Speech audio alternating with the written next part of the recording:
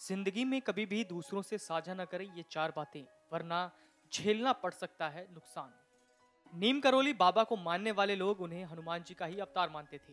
उत्तराखंड के कैंची धाम में बाबा नीम करोली का आश्रम है, जहां सिर्फ देश ही नहीं बल्कि विदेश से भी लोग पहुंचते हैं। बाबा नीम करोली के चमत्कारों की कहानियां सुनकर आप भी हैरान रह जाएंगे। भारतवर्ष को संतों की धरती कहा गया है।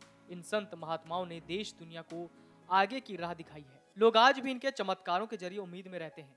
ये साधु संत भक्तों को जीवन जीने का तरीका तो सिखाते हैं। ऐसे ही एक महान संत हैं बाबा नीम करोली।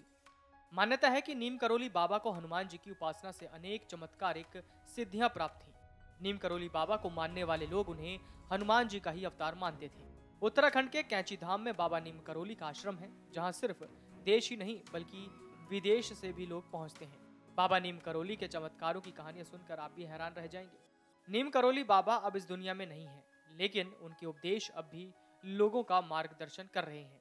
उनके अनुसार जीवन की चार ऐसी बातें हैं जिन्हें कभी भी दूसरों के साथ साझा नहीं करना चाहिए। ऐसा न करने पर जिंदगी में परेशानियां और संकट झेलने पड़ सकते हैं। आइए जानते हैं क्या है वो बातें जो किसी से साझा नहीं करनी चाहिए।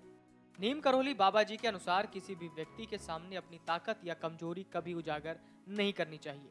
ऐसा करने से शत्रु आपकी रणनीति जानकर सतर्क हो सकते हैं और इस चूक की वजह से लड़ाई से पहले ही आपकी पराजय सुनिश्चित हो सकती है। इसलिए लोगों को अपनी ताकत और कमजोरी को गुप्त रखनी चाहिए। नीम करोली बाबा के अनुसार किसी भी बुद्धिमान व्यक्ति को दूसरों के सामने अपनी आमदनी का जिक्र नहीं करना चाहिए। ऐसा करने से लोगों की आपकी आय पर बुरी नजर पड़ सकती है। इतना ही नहीं, वो पैसों के हिसाब से आपके स्तर को भी आंकना शुरू कर देते हैं। अपनी आमदनी को गुप्त ही रखने का प्रयास करें।